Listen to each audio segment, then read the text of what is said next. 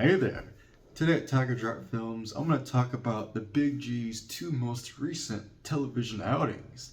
That being 2021's Godzilla Singular Point and 2023's Monarch Legacy of Monsters. Now, the Big G has dominated film since his very beginning, but he really hasn't branched out into television in the ways that I really think he could. I'm sure Japan's had a bunch of mini shows of Godzilla, like puppet shows or figure shows or just little animations, and we've had a few American shows as well, but I think that Godzilla really has the opportunity to branch into television just like his brother franchise Ultraman. And I think Ultraman is always reinventing himself, he's evolving, he has a formula that works, but his success is not just because the formula works for Ultraman, but because that formula, it just breeds new ground for interpretation, new ideas, innovation, charisma. That's what Ultraman really has with his shows that we're talking about, and ways of how they evolve and take new ideas while still having the ideas of positivity and letting humanity fend for itself and trying to do better things and protecting the future. That's Ultraman, always evolving. And he's still doing it to this day, as now Super Rad Productions has evolved to YouTube. But when you look at Godzilla, Singular Point and the Monarch show are one's American and one's Japanese. And that both shows are competently made. They have some very high highs, but their lows, for me, they really just take them down too much. Now, why is that? Well, with Singular Point and Monarch, they both involve, of course, the human character discourse and Godzilla's screen time and the essence of their particular TV shows. Now, I bring up human characters because everyone and their mother will talk about, Godzilla movies and human characters, they're never good. Well, I digress. If you look at my past videos on my channel, I do think the Godzilla series has always had really good human characters. It doesn't have to be about character arcs or depth. Characters just have to be interesting, unique, and charismatic, and you have to enjoy, spending time with them. And I do think that while Monarch and Singular Point have standout characters like Lee Shaw and his son, Lee Shaw, played by Kurt Russell, and his son Wyatt Russell, that's my favorite character of the Monarch show. It's easy to see why.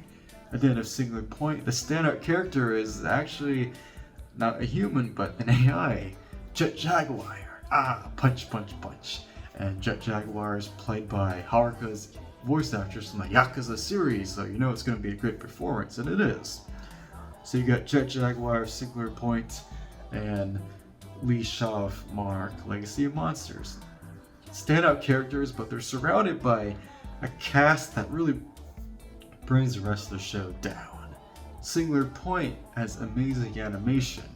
Like, if you look at everything looks like a true painting you can have on your wall. It's an amazing anime art style that stands out and flourishes of style and distinct character designs. And I like that. Props to you, Singular Point. But when you look at Yoon and Mei and Goro, yes, they're unique looking, but they don't really stand out personality-wise. I mean, Goro does, he's of course Jet Jaguar, always has to have a crazy inventor, good. But Yoon and Mei, they just blend in too much. Not character design-wise, but as characters themselves. I mean, I get it, it's cool, you having smart people in a Godzilla show, that's always been a thing, but when it comes to technobabble and dimensional theories about the archetype, the red mist, and the OD, the orthogonal diagonalizer, I believe, or oxygen destroyer, every character doing technobabble falls flat after a while. I think Singular Point really tampers off around the episode where Professor Lee has an unceremonious death that is weirdly edited, and that is around the same time Godzilla himself fully appears as Godzilla Ultima, but they just copied their homework from Shin Godzilla. That's about when I think Singular Point really loses me. Of course, I still finished it years ago, but that's when I remember Singular Point. I'm looking at the screen, I'm like, really? I lose interest in the characters and all the other technobabble, because before that, not to be caveman, but the science talk is interesting. When they do visuals, like the Jello visual, or any of the cool illustrations, the parallels, that's cool. But then when Professor Lee dies and Godzilla becomes Ultima, the show just loses me. Then you look at Monarch Legacy of Monsters, like most modern, mature shows. They're interesting for the first like 3 or 4 episodes, but then they lose me. You know, like everything they were building up loses me. The whole 50s plot and 2015 plot is fascinating. I think the 50s plot is much more interesting, but it loses me because the side characters, again, Kate and Kentaro looking for their father, the Randa that was adopted by Bill Randa. It's an okay plot, family drama, fine, you know, decently acted, but the characters become too insufferable after a while. It's not because of the culture wars thing, although that does kind of tie into it. For me, it's more of just these characters they end up insufferable and they don't need to be. And they end up being annoying in that modern Hollywood way that it's not about the cultural wars as much as it's just about sucky characters, alright? They're annoying. Like, of course, you know, like, they're supposed to be more in line with my generation, but hanging around my generation, like, people are just normal people, right? Everybody has their own sense of humor and all that. They're quirks.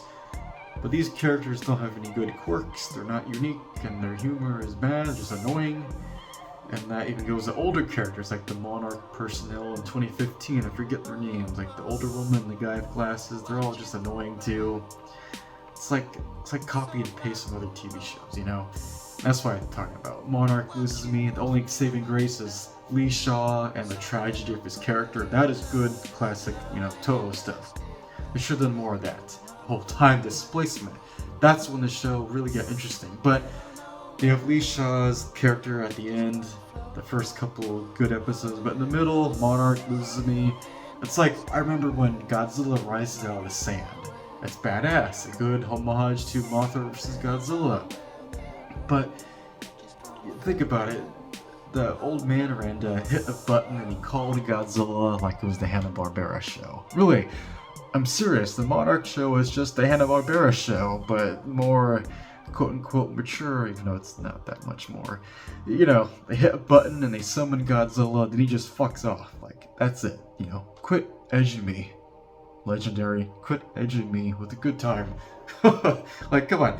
Godzilla appears, then he just leaves. It's so boring, you know? Even if it's visually cool, him rising out of the sand, he just disappears. He does that a lot in the show. Even when he fights the Ion Dragon, it's not that satisfying, you know? That's disappointing.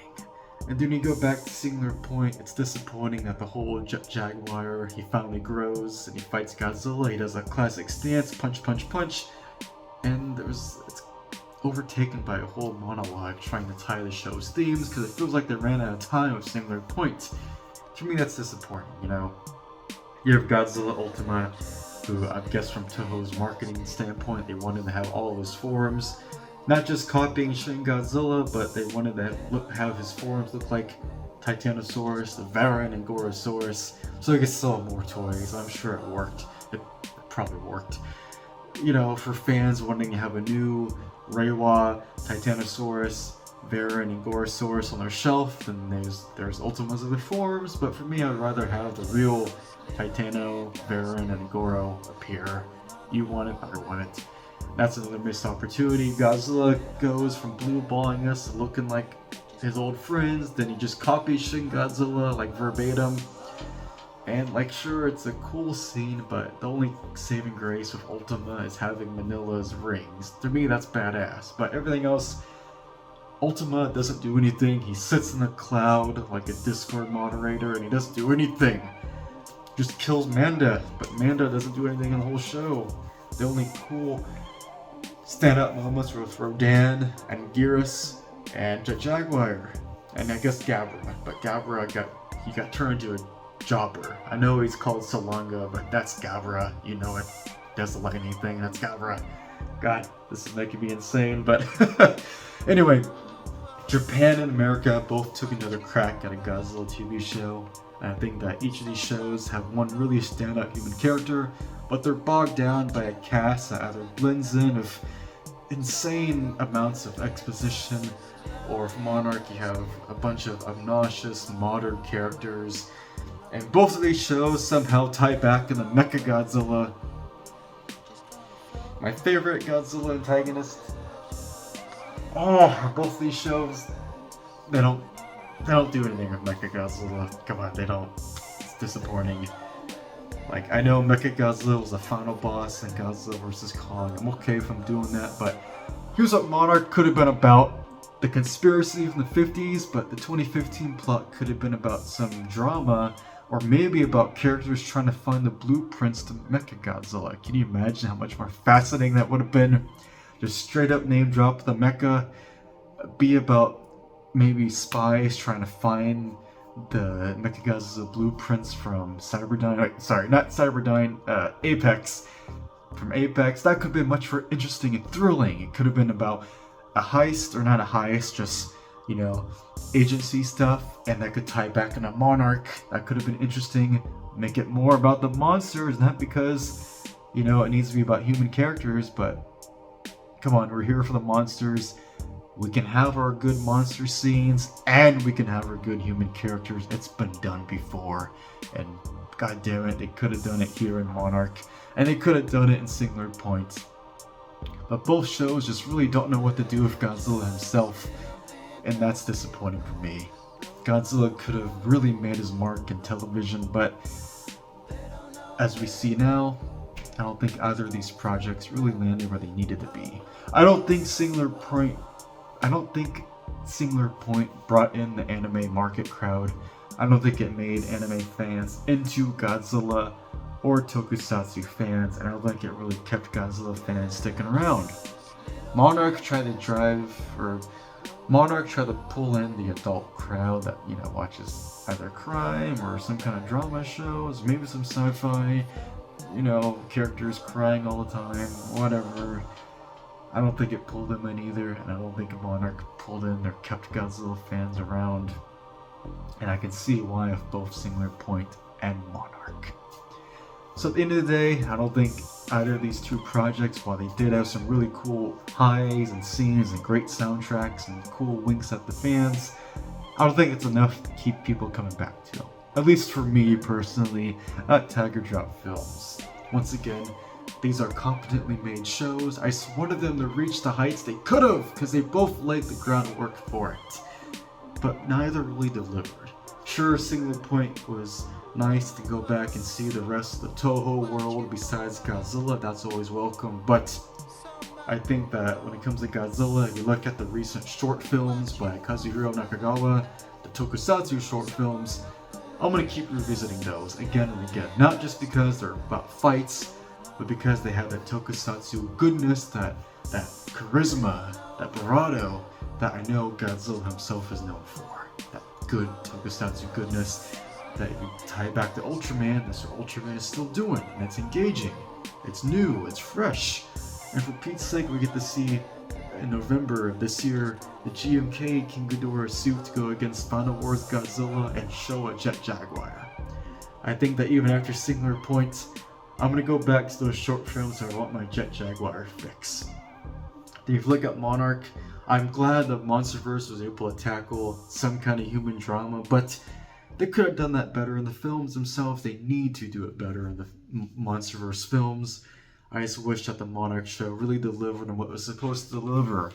But as it stands, it's just another MonsterVerse project that vaguely is about government conspiracies, you know, blacked out newspapers and like monster conspiracies and government cover-ups vaguely, and it's like, okay, it's just the aesthetic of the show. I don't think it's really about it too much. If it is, it's kind of goofy nonsense. Just give me the good stuff. Give me the good characters. Give me the good, meaningful Godzilla content and scenes.